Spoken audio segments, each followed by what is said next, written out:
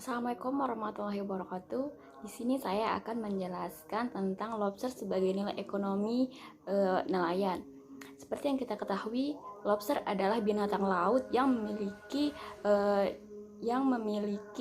ekonomi yang tinggi di pasaran. Oleh sebab itu, banyak para nelayan yang membudidayakan lobster.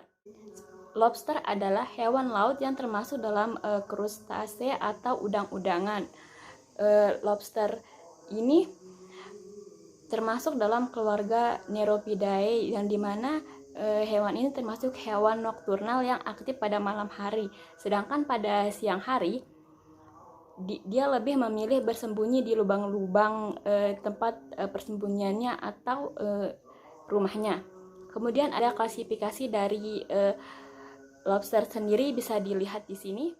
Kemudian morfologi pada lobster terdiri dari dua bagian, yakni bagian depan terdiri dari kepala dan dada yang disebut dengan cephalothorax, sedangkan bagian belakang terdiri dari badan dan ekor yang disebut dengan abdomen. Kepala ditutupi oleh kulit atau cangkang kepala yang berfungsi untuk melindungi organ tubuh seperti otak, insang, hati, dan lambung. Fase perkembangan benih-benih lobster. Di sini telur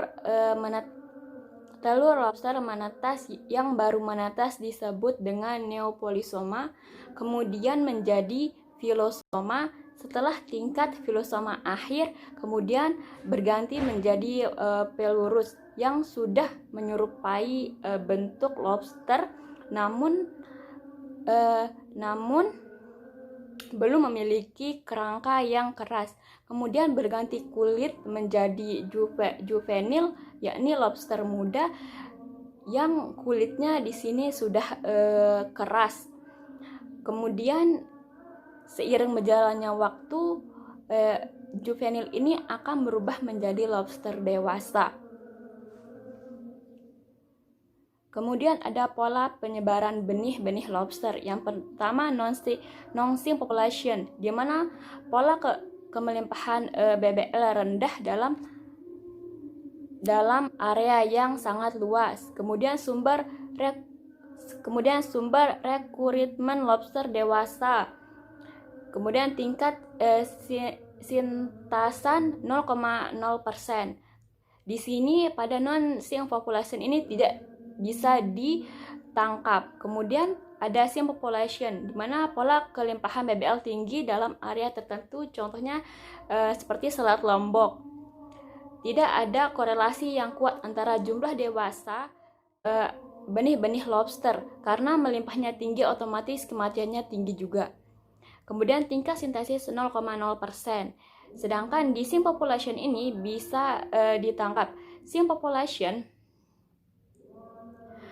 population dapat terjadi karena pola arus lokal dan pengaruh lokal geografi, sehingga benih-benih itu terhempas dan dapat menyebar luas.